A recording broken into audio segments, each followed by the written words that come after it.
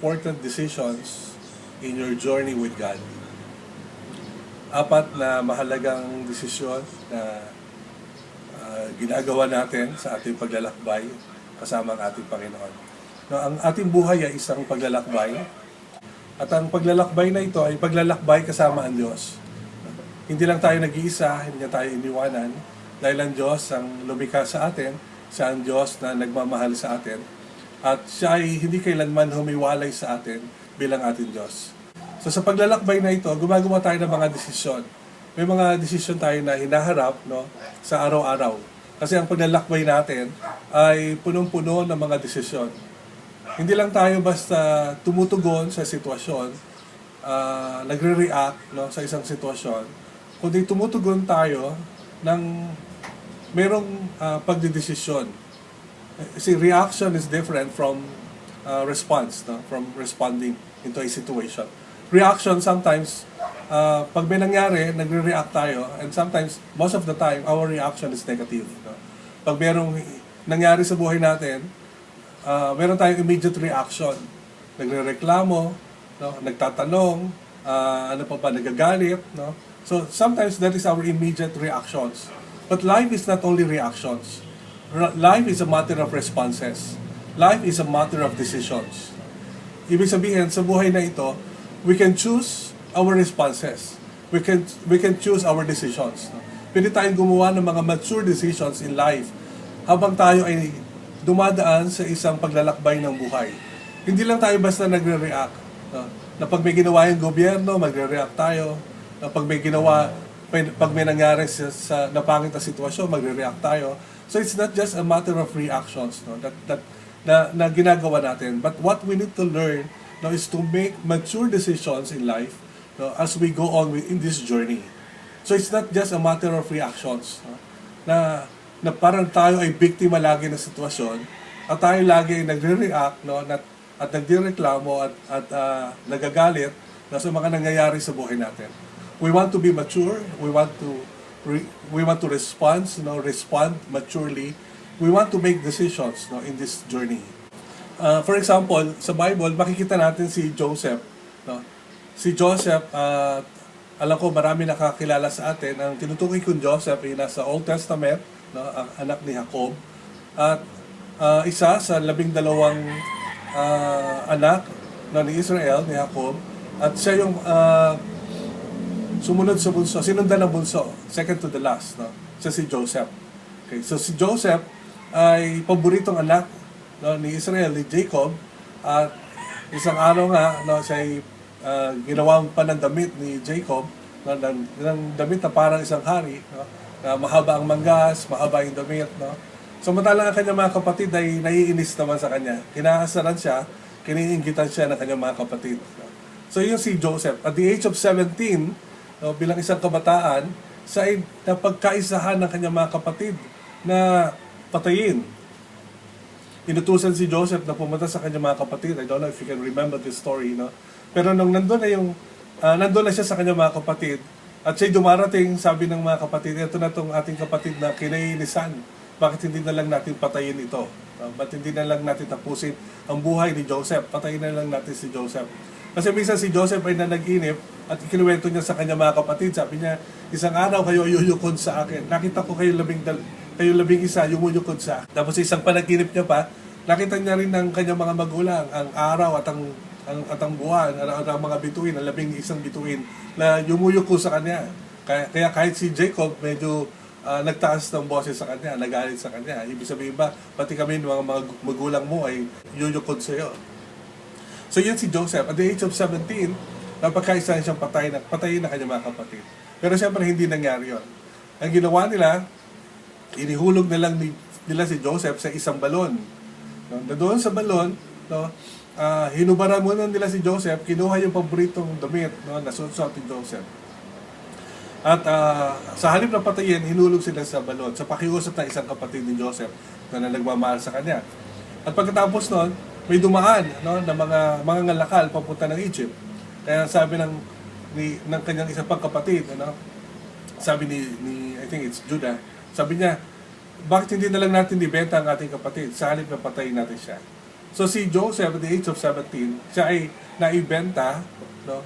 At dinala sa Egypt bilang isang alipin. So isang kabataan, punong-puno ng pangarap sa buhay, punong-puno ng kalakasan, kasiglahan, pero yung kanyang buhay, no, ay nauwi sa pagiging isang alipin sa isang malayong lugar, no? Sa isang lugar na hindi niya alam. Kasi siya ay naging katulong ni Potiphar. Nung siya ay naging katulong na ni Potiphar, no, siya ay naglingkod kay Potiphar. No? Si Potiphar ay lingkod ni Parao, no? At si Potiphar, no, ay may sariling tahanan, may sariling hanap buhay. At si Joseph ang pinamahala doon. Dahil si Joseph ay kinakitaan niya ng kahusayan, no, kinakitaan niya si Joseph ng kahusayan para pamahalain niya sa kanyang buong sambahayan. Of course, yung story hindi doon natapos. Habang tagumpay na namamahala si Joseph dahil kasama niya ang Panginoon sa kanyang buhay, sa kanyang paglalakbay, ay nagustuhan siya ng asawa ni Potiphar, di ba? At ang nangyari, ayaw naman ni Joseph dahil siya may takot sa Diyos, sabi niya. Pero yung kanyang manunukso, no, yung asawa ni Potiphar ay nagkaroon ng pagkakataon, no, na siya ay mabihag, no. Ibig sabihin walang tao, so tinukso niya si Joseph, nakuha niya yung kasuotan ni Joseph habang si Joseph ay tumakbo, no, at inakusahan niya si Joseph ng panggagahasa. Naging dahilan na si Joseph naman ngayon ay makulong. Nakulong siya. At hindi natin alam kung gaano katagal nakulong si Joseph, pero sa kanyang pagkakakulong ay ando pa rin ang Diyos sa kanyang paglalakbay. No? At yung buong bilangguan ay pinamahalaan ni Joseph. Binigay ng namamahala sa bilangguan ng pamamahala kay Joseph. Hanggang meron ding nakulong ng mga lingkod ni Parao, ang tagapaghanda ng inumin, no? At ang chief baker, ano ba tawag doon? Yung pinaka punong panadero, no? The chief baker ng Parao, nakulong naman. Tapos nagkaroon ng panaginip ang mga ito, no? At sabi ni Joseph, hindi ba ang pagpapaliwanag sa panaginip ay sa Diyos? So pinaliwanag ni Joseph sa kanilang mga panaginip na sa loob ng 3 araw, no, ang unang-una yung tagapaghanda ng inumin ng hari ay mababalik sa posisyon after 3 days, no, at mapopromote. Tapos yun namang punong panadero sa loob ng 3 araw ay ibibitayin, pupugutan ng ulo at mamamatay. Okay. At nangyari ngayon. After 3 days, pinatawag na Parao ang dalawang ito, no, at nangyari sa kanila yung interpretation ni David sa panaginip, ni Joseph sa panaginip nila. So, pero hindi doon natapos yung istorya. Sabi kasi ni Joseph, sana pag nangyari na yon, sabi niya doon sa punong tagapaghanda ng inumin, alalakanin mo naman ako, ikwento mo naman ako kay Parao. Lumipas muna ang 2 taon. 2 taon. No, bago naalala ng tagapaghanda ng inumin, si Joseph, dahil si Parao ay nagkaroon ng panaginip din. Nung wala na makapagpaliwanag sa panaginip ni Parao, naalala ng taong ito, na tinulungan ni Joseph, na pinaliwanag ni Joseph ang kanyang panaginip, ang sabi niya sa Parao, meron akong kilala, isang Hebreo na nakakulong. At pinatawag ng Parao si Joseph, no, para sa gayon ay ipaliwanag ni Joseph ang panaginip ni Parao. So 2 panaginip ang ininterpret ulit ni Joseph, no? At isa lang ang tinutukoy. 7 taon na kasaganaan at 7 taon ng paghihirap o 7 taon ng taggutom. So ito ay nagustuhan ng Parao at sabi ni Joseph, ganito ang gawin mo. Nagpayo siya, nag-interpret siya ng panaginip at nagpayo rin siya ng dapat gawin. At ang sabi nila, sino pa ang pwedeng gumawa niyan kundi ikaw, Joseph? So si Joseph sa edad na 30 taon, doon lang siya nakalaya sa bilangguan, nakalaya sa pagiging alipin, at naging tagapanguna, second to Pharaoh in Egypt, at the age of 30. After 13 years, no, mula lang siya 17 years old, no, ngayon siya 30 years old na, saka pa lang natupad, no, o hindi pa rin natupad pala yung unang panaginip na binigay sa kanya, no, na yuyukod sa kanyang mga anak, ang kanyang mga kapatid. No. Pero by this time, si Joseph ay nanungkulan na sa Egypt. Then after a while, pagkatapos ng 7 taon, nakasaganaan, then 2 taon, nakahirapan, dumating ang kanyang mga kapatid. na nagugutom. So, after many years now. So, 13 plus 7, 20 plus 2, 2 years. So, after 22 years, dumating yung kauna-unahang katuparan ng panaginip ni Joseph na ang kanyang mga kapatid ay yuyukod sa kanya after 22 years of his journey. Pero mamaya babasahin ko yung ending ng kanyang buhay. Basahin natin.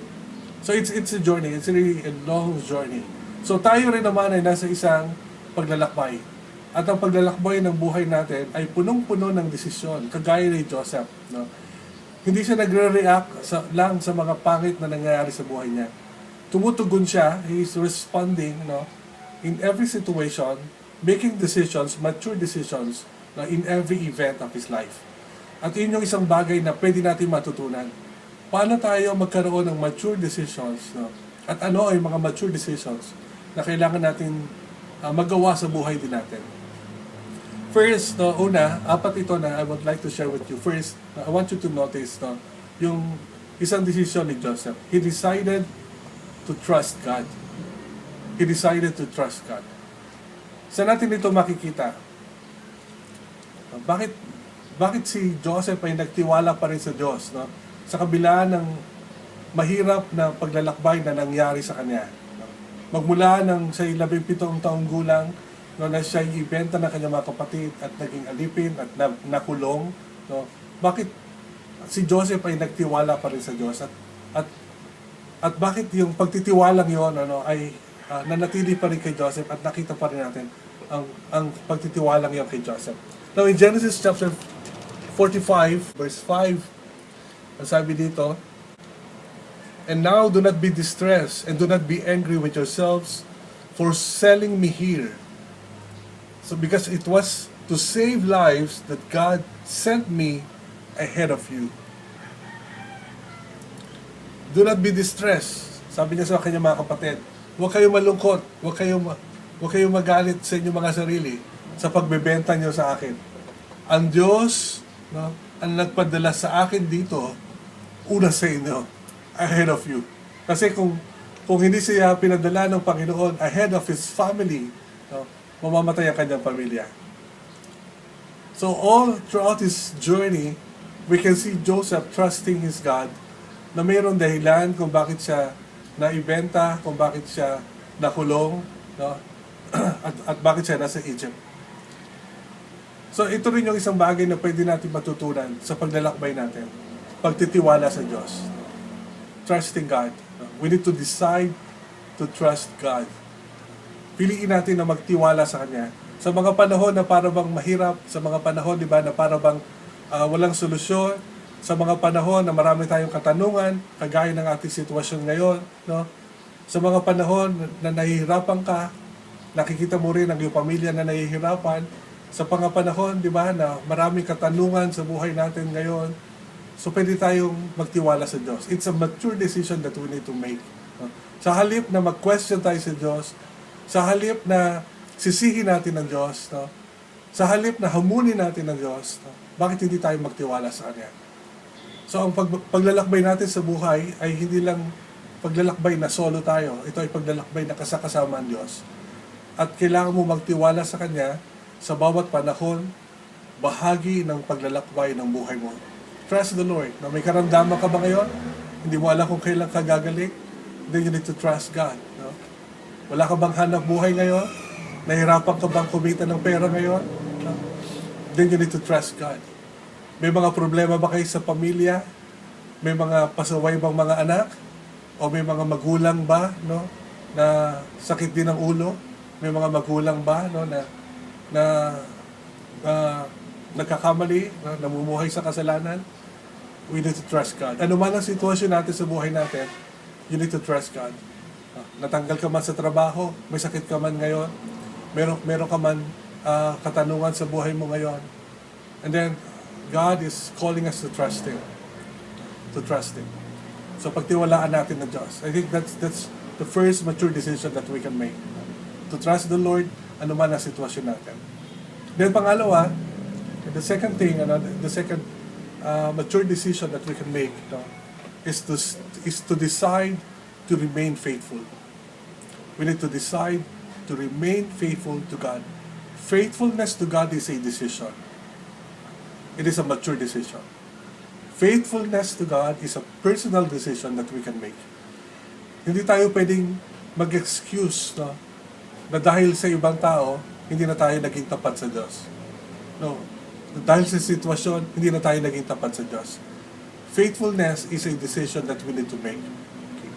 So, katulad ni Joseph, sa tahanan ni Potiphar, na naalala niyo yun, na kung saan siya itinutukso ng asawa ni Potiphar. We can see that in Genesis chapter 39, that verse 3, when his master saw that the Lord was with him, and that the Lord gave him success in everything he did. Verse 4, Joseph found favor in his eyes and became his attendant. Potiphar put him in charge of his household, and he entrusted to his care everything he owned. So nakita ni Potiphar yung pagsama ng Diyos, no, kay Joseph. At nakita niya, no, yung kakayahan ni Joseph. Kaya lahat ay pinagkatiwala daw ni Potiphar kay Joseph. Pero in verse 8, so he was tempted by Potiphar's wife, and then verse 8, ang sabi ni Joseph, but he refused, no, with the temptation of the wife of Potiphar. With being charged, he told her, my master does not concern himself with anything in the house. Everything he owns he has entrusted to my care. No one is greater in this house than I am. My master has withheld nothing from me except you, because you are his wife. How then could I do such a wicked thing and sin against God? How then could I do such a wicked thing and sin against God?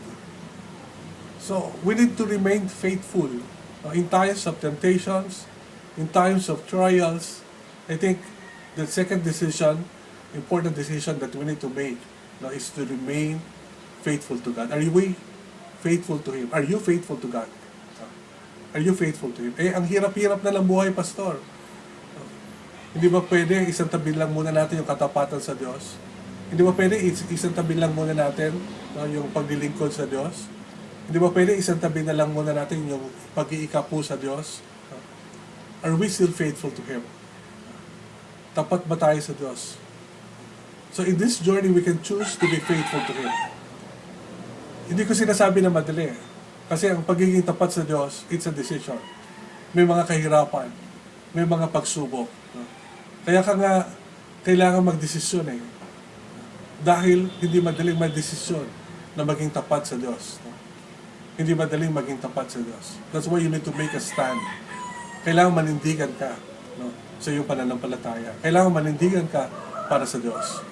Now, the third one, the third important decision that we can make na makikita natin sa buhay ni Joseph, we need to decide to work with God. Kailangan makita natin ang pagkilos ng Diyos at sumang-ayon tayo sa pagkilos ng Diyos at magpaggamit tayo sa pagkilos ng Diyos sa buhay natin. Working with God, is also a choice. It's also a decision. It is also a response. So, paano natin ito nakita? Remember, Joseph gift, one of his gifts is to interpret dreams. So he worked with God by using that dreams, that interpretation of dreams. Kaya nung meron nakulong, na namumroblema sila tukol sa kanilang panaginip, ang sabi ni Joseph sa kanila, hindi ba ang panaginip ay galing, ang pag-interpret sa panaginip ay galing sa Diyos? Because Joseph knew his gifting. Alam ni Joseph, kung ano yung binigay sa kanya ng Diyos. He worked with God. He interpreted the dream ng chief baker and even the cupbearer. He interpreted their dreams. And then, not only the cupbearer and the chief baker, but also the dream of Pharaoh. So, what do I suggest? Working with God in this time is very important. In this season is very important. We need to work with God. You need to discover your God-given ability giftings, talents, to work with God in this season. Work with Him. Ibig sabihin, kung ano yung binigay sa iyo ng Diyos na kakayahan, binigay sa iyo ng Diyos na pwede mong gawin, pwede mong itulong sa iba, then work with Him. Gawin mo ito. And you can see the blessings of God in working with Him. Di ba sa panahon na ito, nakakagalak nga, nakakatuwa nga, marami sa atin lumabas yung mga kakayahan na meron tayo. Yung mga mahusay magluto, lumabas. Yung mga mahusay magtinda, di ba? Lumabas yung kanilang kahusay sa pagtitinda. Yung mga mahusay umawit, lumabas. So, yung mga mahusay magtanim ng halaman, lumabas. No? So, why? Bakit natin ito ginagawa? Because we're working with God. No? We are working with God. So, in this journey in life, may binigay ang Diyos na kakayahan sa atin. We need to work with Him. Work with Him. With God, with your God-given talent and abilities. Work with Him. Makikita natin ito in Genesis 40, verse 8. We both had dreams, they answered, but there is no one to interpret them. Then Joseph said to them, do not interpretations belong to God? Tell me your dreams. Grabe si Joseph, Pagkatapos ibenta ng kanyang mga kapatid, pagkatapos na maging alipin, maging katulong, at nakulong, his confidence is still in his God, and in his ability, in his giftings. Tell me your dreams. Hindi nawala kay Joseph, yung katiyakan ng pagkilos ng Diyos sa buhay niya. And I hope hindi natin ito mawawala. Yung katiyakan at kalakasan na meron tayo na nasa atin Diyos. Kay Potiphar naman, sabi niya in chapter 41, verse 16, sabi ni Joseph kay Pharaoh, I cannot do it. Sabi ni Joseph, hindi ko kaya yan. Siguro biglang natakot yung yung nag-recommend sa kanya, yung cupbearer, Kasi sabi ni Joseph, hindi ko kaya yan, I cannot do it. Joseph replied to Pharaoh, but God will give Pharaoh the answer he desires. But God can do it. I cannot do it, but God can do it. So it's really working with God. Hindi natin kaya, mahina tayo, kapos tayo sa ating kakayahan, but God can do it. God can do it, and God can do it through me.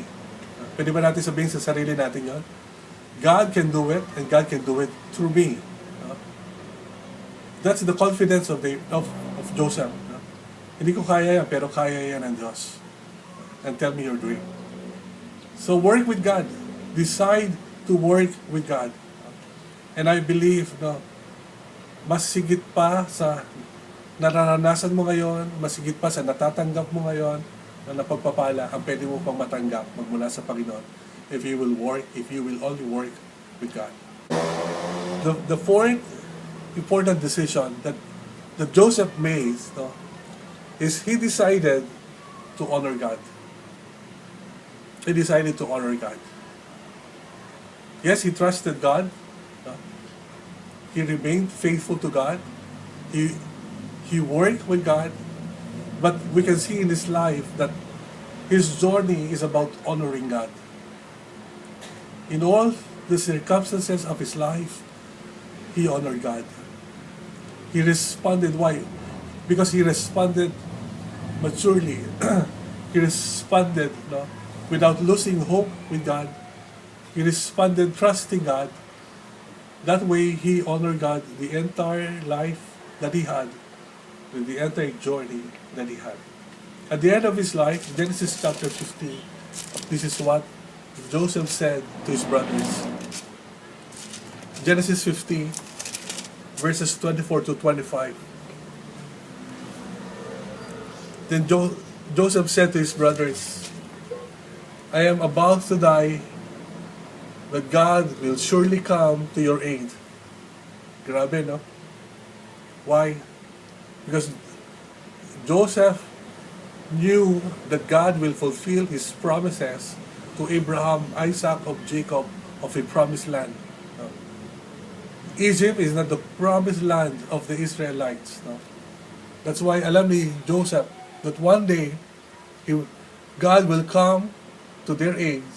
At sabi ni Joseph, and take you up out of this land to the land He promised on oath to Abraham, Isaac, and Jacob. And Joseph made the sons of Israel swear an oath and said, God will surely come to your aid, and then you must carry my bones from this place. So Joseph died at the age of 110, and after they embalmed him, he was placed in a coffin in Egypt. He died at the age of 110. Pero ang sabi niya sa mga kapatid niya, tutuparin ng Diyos ang pangako niya sa atin, sa ating mga magulang, kay Abraham, Isaac at Jacob, at dadalahin tayo sa lupang pangako. At pag nangyari yon, dalahin niyo ang aking mga buto doon sa lupang pangako. Na kahit buto na siya, kahit hindi niya pa narating ang lupang pangako ng Diyos para sa kanya, naniniwala siya na one day, that will still happen. He never lost his hope to his God. His journey will end in the promised land.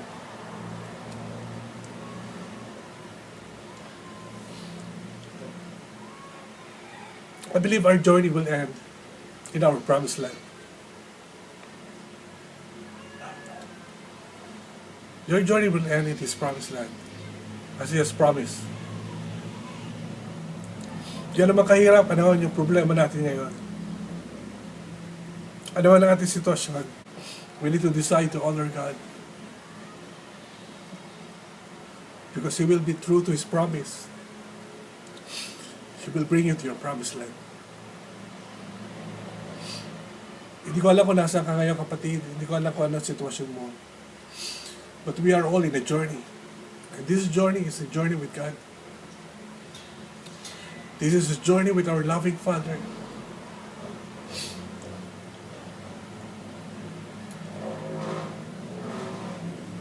Just trust the Lord, trust God, remain faithful to Him, work with your God,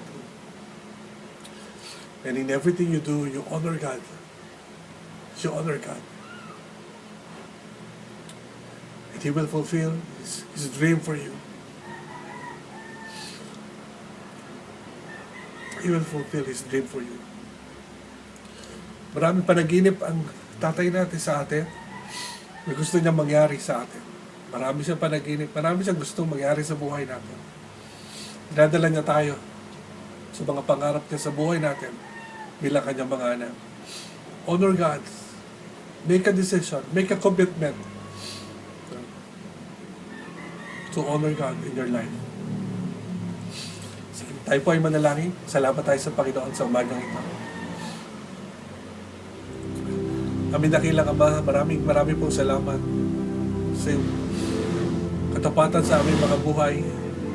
Salamat po dahil maaari namin kayong pagkatiwalaan sa lahat na nangyayari sa buhay po namin.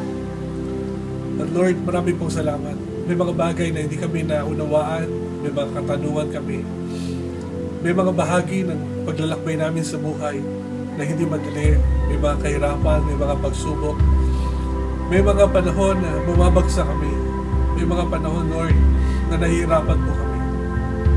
Pero marami po salamat dahil pwede kami magdesisyon ng mga tamang desisyon para po sa inyo, para sa inyong kaluwalhatian, para sa inyong kapurihan. Ama, kung meron po akong hinihiling ngayong umaga, tulungan niyo po kami sa pagdidesisyon, Panginoon, sa mga tamang desisyon, kagaya po ni Joseph, Lord, ng mga tamang desisyon sa aming mga buhay bilang iyo po mga anak. Lord, I pray, Lord, na palakasin niyo po bawat isa sa amin para patuloy kami makapanindigan para sa inyo, manatili kaming tapat sa inyo, at kayo po ay maitaas ng aming po mga buhay, Panginoon. Kaya Ama, salamat po ng marami. Salamat sa iyong pagsama. Salamat sa iyong kalakasan. Salamat sa iyong kagalakan. Salamat sa katagumpayan na meron po kami sa inyo. Muli ka nga po, Ama. Salamat sa umagang ito, Lord. Salamat po sa iyong mga salita. Sa iyo nga po pinakamataas ang papuri sa pangalan po ng Panginoon Jesus. Amen.